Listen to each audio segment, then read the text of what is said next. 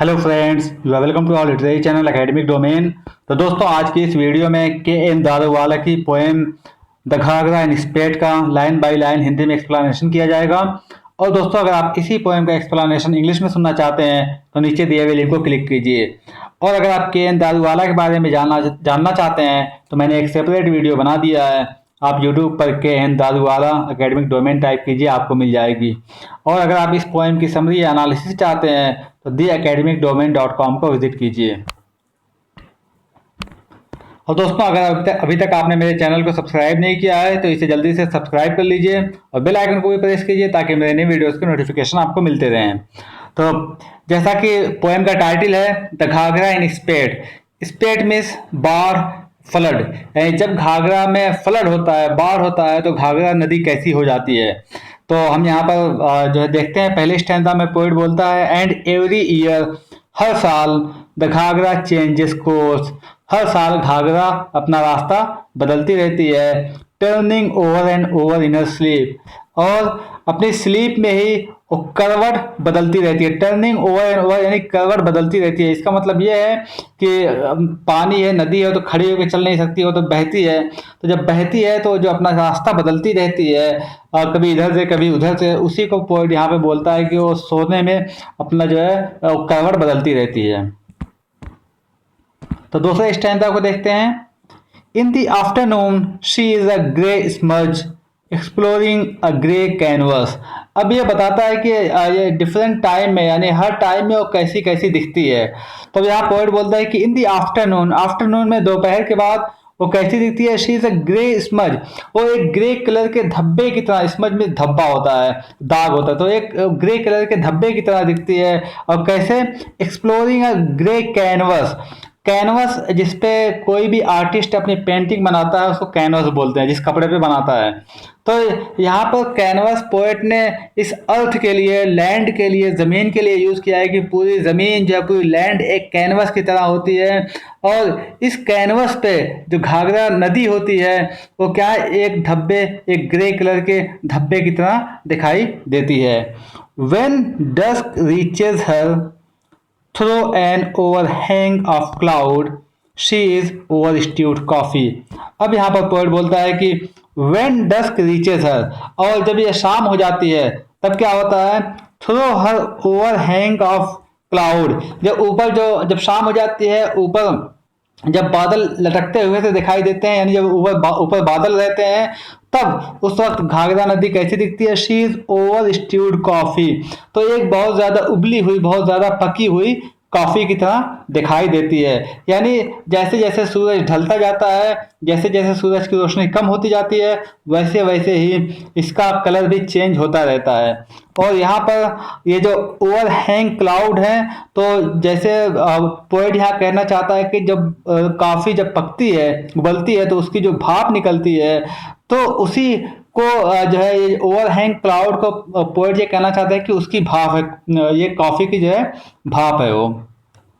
तो यानी जब शाम होती है तो वो एक जो है ज्यादा पकी हुई कॉफी की तरह हो जाती है, और ऊपर, उसके ऊपर जो है बादल दिखाई देते हैं। और फिर at night she is a red wheel across the spine of the land. और रात में कैसी हो जाती है, यहाँ पे रात का मतलब ये है कि जब सूरज बिल्कुल डूबने वाला होता है, और जब सूरज डूबने वाला होता है तो उसकी रोशनी लाल होती है। तो यहाँ पर पोएट वही बोलता है एट द नाइट, और रात में she is a red wheel. वो व्हील यहाँ पर जो चोट होता है, जख्म होता है, जो लाल कलर का हो जाता है, तो वही बोलता है कि रात में वो एक जो है लाल कलर के लाल चोट की तरह, जो है घाव की तरह हो जाती है। Across the spine of land, land की स्पाइन पर, लैंड की ये जो जमीन है उसकी रीढ़ की हड्डी पर। तो अब यहाँ पर हम यहाँ पर जो है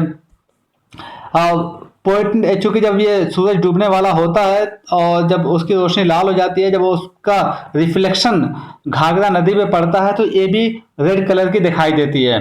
तो पोएट यहाँ पर ये कह रहा है कि ये जो रिवर है वो लैंड की यानी ज़मीन की स्पाइन की तरह लगती है, और स्पाइन में से रीढ़ की हड्डी की तरह लगती है। और वो भी रीढ़ की हड्डी कैसी दिख रही है, वो रेड यानी जो है घाव जैसे लग जाते हैं, चोट लग जाते हैं, चमड़ा निकल जाता है तो रेड कलर का दिखाई देता है। तो वही पोएट बोलता है कि ये रेड घाव की तरह दिखती है, यानी जब सूरज की रोशनी लाल होती है, इस पर पड़ती है, तो ये ऐसे ही रेड स्पाइन की तरह दिखती है। तीसरा स्टैंजा देखते हैं। Driving at dusk you wouldn't know there is a flood on. अब पोएट बोलता है कि जब रात हो जाती है तो आप नहीं समझ पाएंगे कि फ्लड कब आ जाएगी। तो अब यहाँ पर इसके बाद यहाँ पर पोएट ये पूरा वहाँ की जो है सीनरी बताता है कि कैसी होती है, जो है फ्लड आने से पहले कितना हसीन मंजर होता है।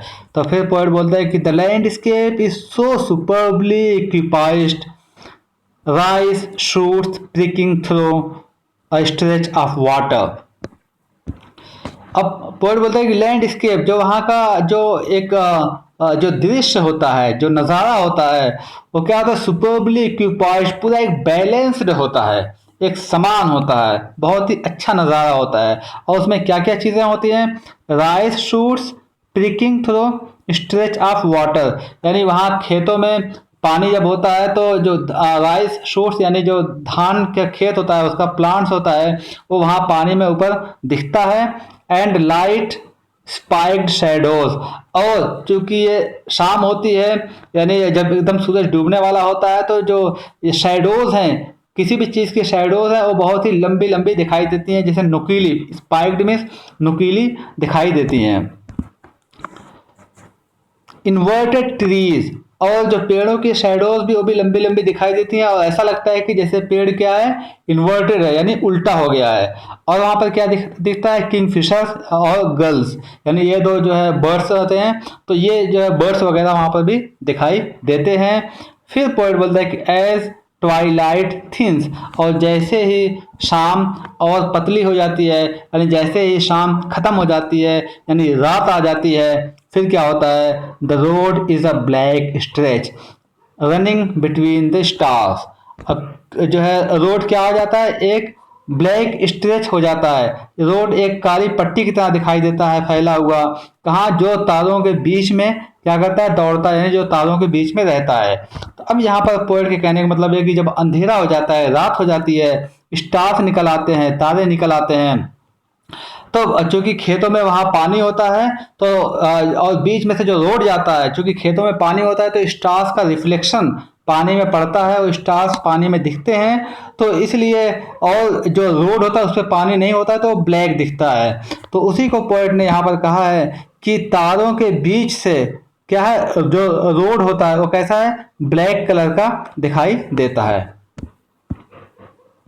चौथा स्टैंजा देखते हैं। And suddenly at night, the north comes to the river riding on a river bank। तो यहाँ पर पोएट बोलता है एंड सडनली एट नाइट, और अचानक रात में, the north comes to the village, north village में आ जाता है, कैसे, riding over the river bank, river के पीठ पर सवार होकर। तो अब यहाँ पर पोएट ये कहना चाहता है कि मगर जब रात होती है तो अचानक जो है नॉर्थ से यानी उत्तर की दिशा से घाघरा नदी जो है विलेज में आ जाती है, एक बाढ़ की शक्ल में, एक फ्लड की शक्ल में आ जाती है। फिर क्या होता है, 20 minutes of a nightmare spin and fear turns phantasmal. अब यहाँ पर पोएट बोलता है कि फिर 20 मिनट तक कैसा नज़ारा होता है, ये पूरा 20 मिनट्स ऑफ नाइट में, ये 20 मिनट तक पूरा एक बहुत डरावना ख्वाब की तरह हो जाता है। एंड स्पिन, और जो जिस तरह से वो उसका पानी घूमते हुए आगे बढ़ता है वो बहुत ही फियरफुल हो जाता है। टर्न्स फैंटास्मल, फैंटास्मल मीन्स यानी भूत प्रेत की तरह, यानी यहाँ पे पोएट के कहने का मतलब ये है कि 20 मिनट्स तक वो इतना ज़्यादा जो है तबाही बर्बादी मचाती है कि उसका पानी घूमता है, आगे बढ़ता है, और एक बहुत ही डरावना, एक भूत की तरह हो जाता है, यानी बहुत ही डरावना मंजर हो जाता है। As half a street goes churning in the river belly. अब यहाँ पर पोएट बोलता है कि as half a street goes, यानी गली जो है आधी गली, इसका मतलब कि गली जो है आधी ऊंचाई तक क्या होती है, रिवर वैली, उस नदी के पानी में आ जाती है। अब यहाँ पर चर्निंग का मतलब होता है जैसे दूध से बटर निकाला जाता है, मिल्क से उसको चर्न करके अच्छी तरह मथ करके जो है निकाला जाता है। तो उसी, क्योंकि जब उसी को पोइट ने यहाँ पर कहा है, क्योंकि जब घाघरा नदी का पानी आता है, और जब घाघरा नदी में बाढ़ आती है, तो जब वो गांव में आता है तो पानी आगे बढ़ता है और साथ ही साथ वो घूमता भी रहता है। तो उस घूमने को जो है पोएट ने यहाँ पे चर्निंग कहा है, और घूमता रहता है, वहां पे जो भी चीजें मिलती है सबको अपने अंदर जो है समेटता हुआ वो बाढ़ आगे बढ़ती है, समेटता हुआ घाघरा नदी का पानी आगे बढ़ता है। If only voices could light lamps. अब यहाँ पर पोएट बोलता है कि जब ऐसा हाल होता है, यानी ये तो रात तो हो ही जाती है, अंधेरा होता है, बाढ़ आ जाती है, तब फिर क्या होता है, हर तरफ हाहाकार मच जाता है, और सिर्फ जो है वॉइसेस, लोगों की आवाज़ें सुनाई देती हैं, और कहीं कहीं जलते हुए लैम्प्स, कहीं कहीं जलते हुए जो है लाइटें जो है दिखाई देती हैं। If only limbs could turn to rafted bamboo. और फिर क्या होता है, और जो लोग वहां पर होते हैं वो राफ्टेड बम्बू, यानी बम्बू के बोट पर, बम्बू में बांस, यानी बांस के बने हुए बोट पर या उसके पटरे पर किसी तरह से चढ़कर अपनी जान बचाने की कोशिश करते हैं। लिम्स में जैसे हाथ पांव जो भी जिससे पकड़ते हैं, यानी उस बोट पर चढ़कर किसी तरह से अपनी जान बचाने की कोशिश करते हैं। पांचवा stanza, and through the village the Ghagra steers her course, thatch and dung cakes turn to rivers come। अब यहाँ पोएट बोलता है कि और जब वो एंड थ्रू द विलेज, वो जो है गांव से होते हुए गुजरती है, and Ghaghra steers her course, steers her course में अपना रास्ता बनाती हुई, तो गांव से जो है, गांव में से अपना रास्ता बनाती हुई घाघरा नदी गुजरती हुई चली जाती है। और फिर क्या होता है, थैच एंड डंग केक्स, जो थैच होते हैं, जो छप्पर होते हैं, जो झोपड़ी होती है वो, और डंग केक्स जो उपले होते हैं, सब उस नदी का क्या बन जाते हैं, स्कम बन जाते हैं, उस नदी का झाग बन जाते हैं। यानी ये सब सारी चीजें नदी के साथ बहती हुई चली जाती हैं। और क्या बहती है, अब buffalo floats over to the roof top. और एक बुफेलो, एक भैंस जो है बहकर कहाँ, छत पर पहुंच जाती है, where the men are stranded, जहां पहले से ही लोग फंसे हुए हैं। 3 days ऑफ हंगर। अब ये बुफेलो के बारे में पोएट बताता है कि 3 days ऑफ हंगर, वो 3 दिन से भूखी थी, एंड हर अडर्स, और उसके थन टर्न रेड रिम्ड, उसके थन क्या हो गए थे, रेड कलर के हो गए थे, एंड सोलन, और फूल गए थे। क्यों रेड कलर के हो गए थे, क्यों फूल गए थे, विद मिल्क एक्सटॉर्शन, क्योंकि जबरदस्ती उससे जो है दूध निकाला गया था, जबरदस्ती उससे दूध दुहा गया था। 6th स्टैंजा देखते हैं, children have spirit enough in them to cheer the rescue boats. अब लोग तो परेशान हैं, लोगों में हाहाकार मचा हुआ है, मगर बच्चों का क्या, वो तो इनोसेंट होते हैं, वो क्या है, उनके वो उसको एंजॉय करते हैं, उनके अंदर बहुत एक्साइटमेंट होता है। और वो जब वो बोट पर इधर उधर जाते हैं, इस पार से उस पार जाते हैं, या जब लोग जाते हैं तो बहुत ज़्यादा खुश होते हैं बच्चे। The men are still life subjects using wet looks. और जो वहाँ पर लोग हैं वो बेजान से खड़े हैं, या ऐसा लगता है कि जैसे उनकी ज़िंदगी थम सी गई हो, और वहाँ पर वैसे ही वो लोग जो है खड़े हुए हैं, और उनके बदन से, उनकी बॉडी से पानी टपक रहा है, क्योंकि पूरे भीग गए हैं। दे डोंट रेव आर कर्स। वो ना तो बड़बड़ाते हैं और ना ही कर्स करते हैं इस घाघरा नदी पर। क्यों, फार दे नो, क्योंकि वो जानते हैं, द रिवर स्लैंग हर आर्गट, क्योंकि वो रिवर की स्लैंग और आर्गट दोनों, ये जो है लैंग्वेज हम कह सकते हैं, बोली कह सकते हैं। तो यहाँ पर नेचर से मतलब है, यानी कि लोग जो है ना तो बड़बड़ाते हैं ना ही कर्स करते हैं घाघरा नदी पे, क्योंकि वो घाघरा नदी का जब उसमें बाढ़ आती है तो उसका नेचर वो जानते हैं कि जब भी बाढ़ आती है वो ऐसे ही जो है बर्बाद करके चली जाती है। अभी फिर 6th सेक्शन का देखते हैं, no one sends up prayers to a wasted sky. और कोई भी जो भी लोग हैं वहां पर कोई भी प्रार्थना नहीं करता, अपनी प्रार्थनाओं को नहीं भेजता टू अ वेस्टेड स्काई पर, क्योंकि वो लोग जानते हैं कि उनकी प्रार्थनाएं नहीं सुनी जाएंगी, इसलिए वेस्टेड यहाँ पर पोएट ने बोला है। और क्यों नहीं भेजते हैं कि फॉर प्रेयर्स आर पैराबोलिक, और जानते हैं कि प्रेयर्स क्या है, पैराबोलिक है। दे विल कम डाउन, और वापस आ जाएंगी विद अ फ्लॉप एनीवे, यानी फ्लॉप होकर। तो यहाँ पर पोएट यही कह रहा है कि पैराबोलिक मीन्स जो है आर्ट शेप, वो पोएट कह रहा है कि जो है क्योंकि जो कोई भी प्रेयर नहीं करता है, क्योंकि क्या है, स्काई क्या है, वेस्टेड है, कोई फायदा नहीं है प्रेयर करने से, क्योंकि वो लोग जब प्रेयर करते हैं तो ये आर्ट शेप में होती है, तो क्योंकि फिर वहां से वो जाके टकरा के वो वापस आ जाएगी, ऊपर आसमान में नहीं जाएगी, उनकी प्रेयर्स को नहीं सुना जाएगा। तो इसलिए पोएट बोलता है कि दे विल कम डाउन, उसकी प्रार्थनाएं वापस आ जाएंगी, कैसे, विद अ फ्लॉप एनीवे, यानी ये फ्लॉप होकर वापस आ जाएंगी, इनको प्रार्थनाओं को नहीं सुना जाएगा, इसलिए कोई भी प्रेयर नहीं करता है।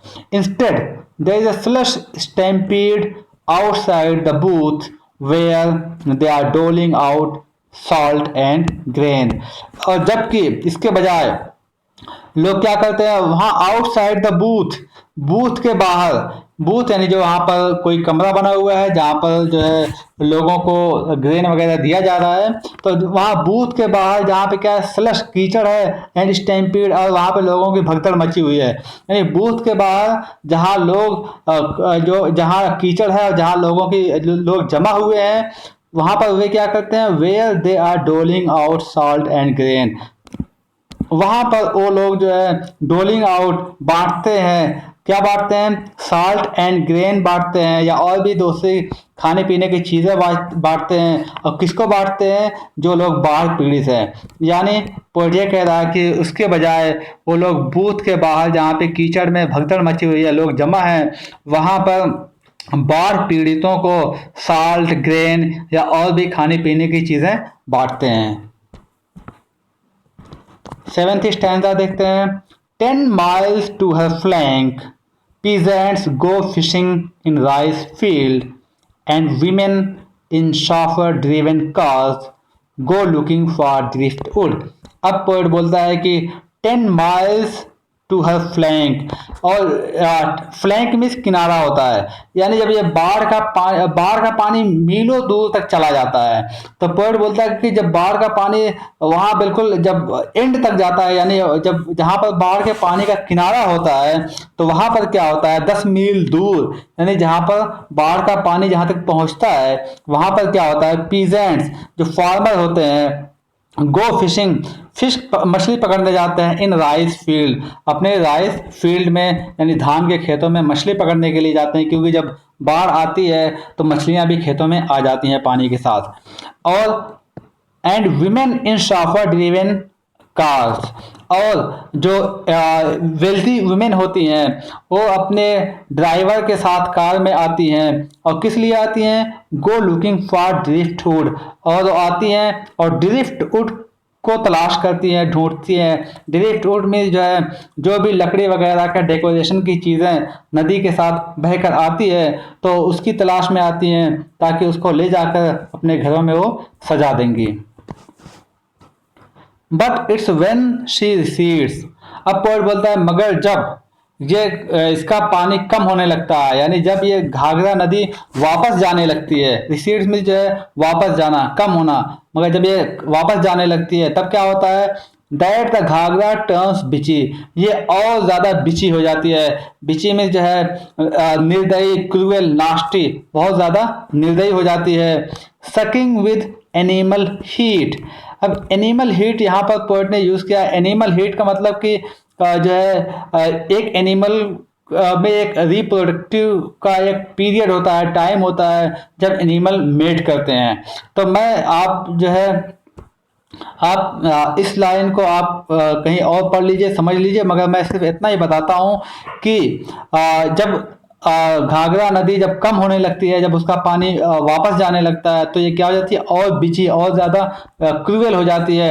और क्रूएल क्यों होती है, क्योंकि क्रॉस एडीज डाइविंग लाइक फ्रॉगमैन, और क्रॉस एडीज यहाँ पर पोएट ने भंवर के लिए यूज़ किया है कि भंवर जो एक बवंडर होता है और वो कैसा घूमता हुआ नदी के अंदर जाता है और कैसा घूमता हुआ गहराई में जाता है, जैसे कि फ्रॉगमैन जो गोताखोर होते हैं, यानी गोताखोरों की तरह वो घूमता हुआ अंदर जाता है बवंडर बनकर, और फिर क्या करता है एंड साइंग और काट देता है अवे द वाटर फ्रंट यानी उसके जो है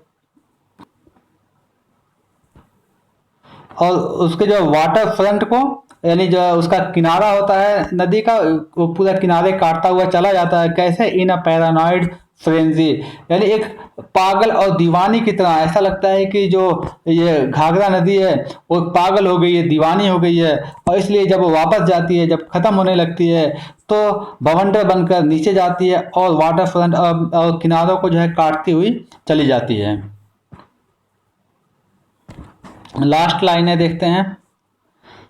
she flees from the scene of her own wreck thrashing with pain. अब यहाँ पर पोएट बोलता है कि शी फ्लीज वो भागती है फ्रॉम द सीन से, यानी जो उसने सीन क्रिएट किया है, ऑफ हर ओन रेवक में तबाही बर्बादी, यानी जब वो तबाह बर्बाद करके पूरा जो हाहाकार मचा कर जब वो वापस जाती है, जब जाने लगती है, तब क्या करती है थ्रेशिंग विद पेन। थ्रेश में पीटना होता है, हाँ थ्रेशिंग विद पेन से मतलब ये है कि वो सबको पेन देते हुए चली जाती है, सबको तकलीफ देते हुए चली जाती है। और तकलीफ किस तरह से देती है, behind her the land sinks, और उसके पीछे पीछे जब वो चली जाती है उसके पीछे फिर क्या होता है, ज़मीन धंस जाती है। हाउसेस सैग ऑन देयर नीज, और हाउसेस जो भी होते हैं वो अपने घुटनों पर झुक जाते हैं इन अ फेयरवेल ओबीसेंस, और ऐसा लगता है कि जैसे उसके रिस्पेक्ट में, ओबीसेंस में रिस्पेक्ट में क्या करते हैं फेयरवेल देते हैं, उसको अलविदा कहते हैं।